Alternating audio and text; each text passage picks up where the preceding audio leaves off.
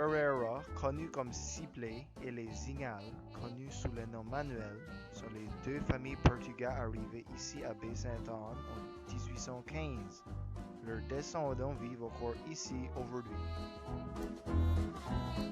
Les usines de poissons. Déjà au début du 19e siècle, on remarqua un premier signe d'industrialisation à Baie-Sainte-Anne, avec les manufactures de poissons d'un certain Lloyd et de celle de Thomas Henry Flager. Vers 1890, on remarqua à la pointe du Scuminac les usines de poissons de A&R Logie et W.S. Logie. Aujourd'hui, la PAF et les usines de poissons sont les plus importantes sources d'emploi pour les gens de la baie. Au début des années 1800, les premiers prêtres missionnaires commencent à faire des visites paroissiales ici à la baie.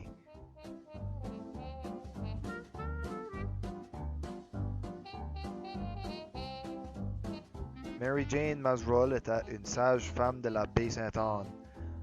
Du commencement des 1900 jusqu'aux années 60, elle mit passer 1000 enfants au monde. Elle est parmi les sages-femmes qui ont mis le plus d'enfants au monde dans la baie Sainte-Anne et les environs. Yvon Durrell, connu comme Dou ici à la baie, était le boxeur acadien le plus connu. Il mit la baie Sainte-Anne sur la map. On l'appela le Fighting Fisherman.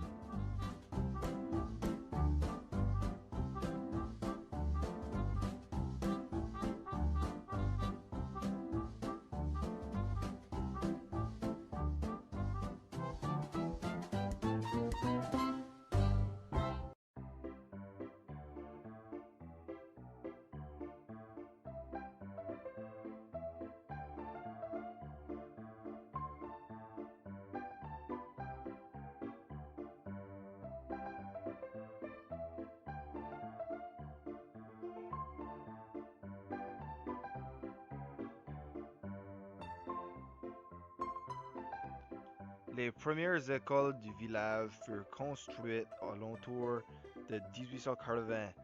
C'était une petite construction d'une classe unique qui devait contenir plus de 50 élèves. Les deux premières écoles qui ont obtenu un caractère officiel furent celles de Hill River et celle du Bois-Franc. L'école de la baie était située loin en arrière du Bois-Franc, surtout à cause de l'opposition des Anglais qui ne la voulaient pas trop près du chemin principal. Thériault et Haché est la plus vieille compagnie de tours ici à Baie-Sainte-Anne. Elle a débuté en 1963. C'est une industrie très importante qui crée beaucoup d'emplois ici à Baie-Sainte-Anne. J'ai eu ma première expérience de travail l'été passé chez Thériault et Haché comme étudiant.